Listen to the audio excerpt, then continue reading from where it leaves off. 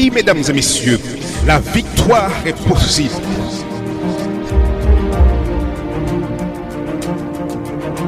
Ne perdez pas espoir.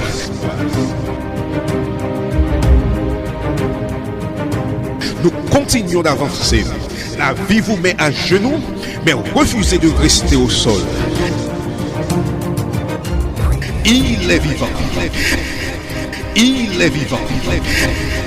Il est vivant.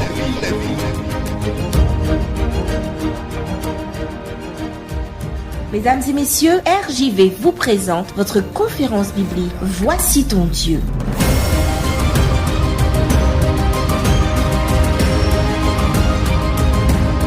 Il est vivant. Salut à vous tous, nous voici à nouveau ensemble pour quelques minutes et je dois vous dire le plaisir que j'ai à partager avec vous ce moment. Merci de votre écoute, chers auditeurs, et aussi merci de votre fidélité à ce programme. Nous poursuivons notre réflexion sur la rencontre de Jésus avec le dénommé Nicodème. Nous avons donné comme titre à cette présentation une rencontre nocturne. Avant de continuer, je vous invite à prier. Père, accorde-nous aujourd'hui une compréhension correcte de ta parole. Que les vérités te concernant viennent consumer notre incrédulité. Nous t'en prions au nom de Jésus. Notre récit se trouve dans le livre de Jean au 3e chapitre, les versets 1 à 8. Nous lisons: Mais il y eut un homme d'entre les pharisiens nommé Nicodème, un chef des Juifs, qui vint, lui, auprès de Jésus de nuit, et lui dit: Rabbi, nous savons que tu es un docteur venu de Dieu, car personne ne peut faire ces miracles que tu fais si Dieu n'est avec lui. Jésus lui répondit: en vérité, je te le dis, si un homme ne naît de nouveau, il ne peut voir le royaume de Dieu. Nicodème lui dit: Comment un homme peut-il naître quand il est vieux? Peut-il entrer dans le sein de sa mère et naître? Jésus répondit: en vérité, je te le dis, si un homme ne naît d'eau et d'esprit, il ne peut entrer dans le royaume de Dieu. Ce qui est né de la chair est chair, et ce qui est né de l'esprit est esprit. Ne t'étonne pas que je t'ai dit, il faut que vous naissiez de nouveau. Le vent souffle où il veut, et tu en entends le bruit, mais tu ne sais d'où il vient, ni où il va. Il en est ainsi de tout homme qui est né de l'esprit. La rencontre nocturne de cet homme avec Jésus est un événement. Un événement parce qu'il nous faut savoir qui est ce Nicodème. Déjà, le nom Nicodème a une signification précise. Ce nom, dans la langue hébraïque, signifie victoire du peuple. Les autres renseignements fournis à son sujet dans l'histoire disent qu'il est pharisien, un chef chez les Juifs. Il est aussi docteur de la loi et il est un maître, c'est-à-dire un enseignant. Et en même temps, il est membre du grand conseil des chefs de la nation. Il faut aussi préciser que du temps de Jésus, les pharisiens formaient un parti qui mettait l'accent sur l'observance des lois, le respect des rites et des cérémonies. Ils se considéraient comme les purs.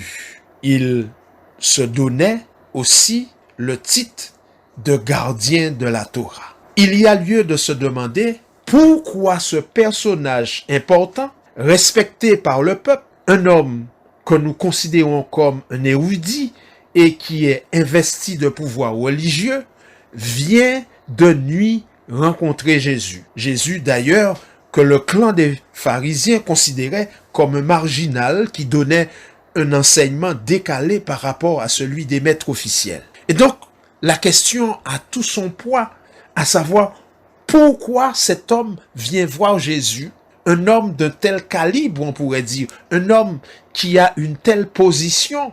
Est-ce qu'il va prendre le risque de venir voir un marginal qui se déplace un peu partout avec quelques petites gens qui le suivent? Ne serait-ce pas à cause d'un manque? Oui, il manque quelque chose à cet homme. La situation nous permet de dire que cet homme éprouve un mal-être qu'on pourrait résumer ainsi. Il est insatisfait. Il ne peut pas se confier à ses proches à ceux dont il partage les mêmes croyances. Aussi, de tout ce qu'il a entendu au sujet de ce jeune nouveau maître, il décide alors, compte tenu de sa propre situation et de toutes les informations dont il dispose au sujet de ce nouveau maître, ce jeune maître, qu'il ne connaît pas d'ailleurs, qu'il faut qu'il ait un entretien. Mais seulement la chose se trouve extrêmement difficile parce qu'il appartient à quand même la classe élevée de la société. Il est quand même un personnage important. Et s'il se décide d'aller voir Jésus et que tous les autres le voient, ce sera une histoire. Ce sera de sérieux problèmes. Aussi, il vient de nuit. Il vient de nuit car il se soucie des qu'en dira-t-on.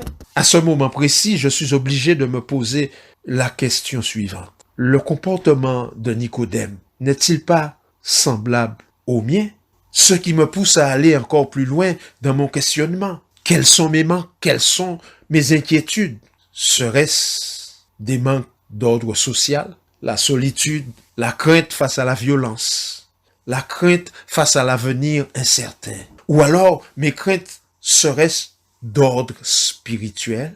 Je suis insatisfait de ce que j'ai reçu jusqu'à maintenant. J'éprouve un manque, je sens un vide en moi, je suis inquiet face à la mort, j'éprouve un mal-être, je ne suis plus très bien où je suis. Chacun de nous, mesdames et messieurs, a ses propres inquiétudes, ses difficultés, ses désirs insatisfaits, sa propre soif.